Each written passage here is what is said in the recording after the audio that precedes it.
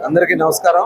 ఈరోజు మచిలీపట్నంలో కొల్లు ఫౌండేషన్ అలాగే ఫినెక్స్ ఫౌండేషన్ సంయుక్తంగా ఈరోజు కంటి పరీక్షలు నిర్వహించి కంటి రక్షణ కోసం తీసుకోవాల్సిన చర్యల మీద ఈరోజు క్యాంప్ కండక్ట్ చేయడం జరిగింది.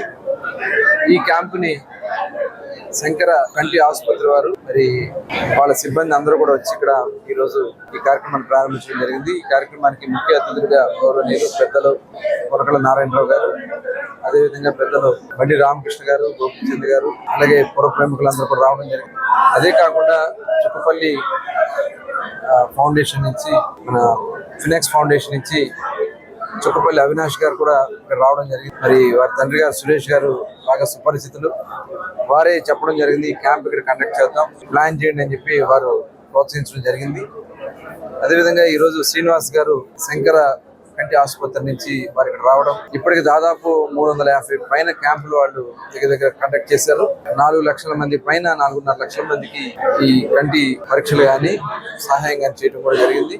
ఈరోజు ఇక్కడ అన్ని రకాలైనటువంటి టెస్టులు కండక్ట్ చేసి ముఖ్యంగా క్యాటరాక్ట్ సంబంధించినటువంటి కంటి పరీక్షలు చేసి అవసరాన్ని బట్టి వాళ్ళని గుంటూరు ఏదైతే చిన్నకాకానిలో హాస్పిటల్, పెద్దకాకానిలో ఉన్నటువంటి హాస్పిటల్కి తీసుకెళ్ళి అక్కడ కంటి పరీక్షలను కూడా ఉచితంగా, కంటి ఆపరేషన్ కానీ ఏదైనా సర్జరీ కానీ ఏదైనా కూడా ఉచితంగా చేయటం, ఆ 2 రోజులు వారికి అయ్యే ఖర్చు కూడా వాళ్ళు వేరు చేయడం కూడా జరుగుతుంది. మరి ఈరోజు ఇంత పెద్ద ఎత్తున ఈరోజు ఈ కార్యక్రమానికి అందరూ కూడా రావడం. కన్ను అనేది చాలా ముఖ్యమైనది.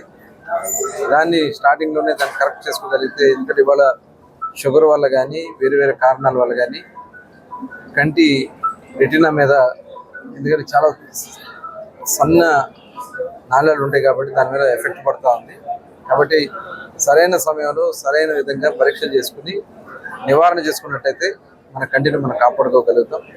దయచేసి అందరూ కూడా ఈ సదవకాశాన్ని సద్వినియోగం చేసుకోవాల్సిందిగా ఒకసారి కోరుకుంటూ, మరి గత అనేక చేసుకున్నాం.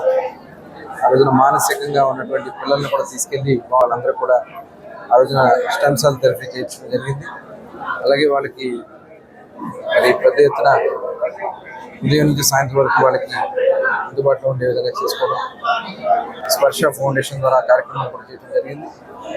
అలాగే సమ్మర్ వస్తే అమ్మడి కానీ మరి చిరుధాన్యాల మీద అవగాహన కల్పించిన కార్యక్రమాలు చేసి మజ్జిగ పంపిణీ చేయించడం, అట్లాగే అనేక సేవా కార్యక్రమాలు, కోవిడ్ టైంలో ఇళ్ళకి ఫుడ్ పంపించడం, మరి అన్న క్యాంటీన్ మూసేసినటువంటి సమయంలో పేద ప్రజలు ఇబ్బంది పడతారని చెప్పి ఉచితంగా భోజనం అందజేయడం కూడా జరిగింది.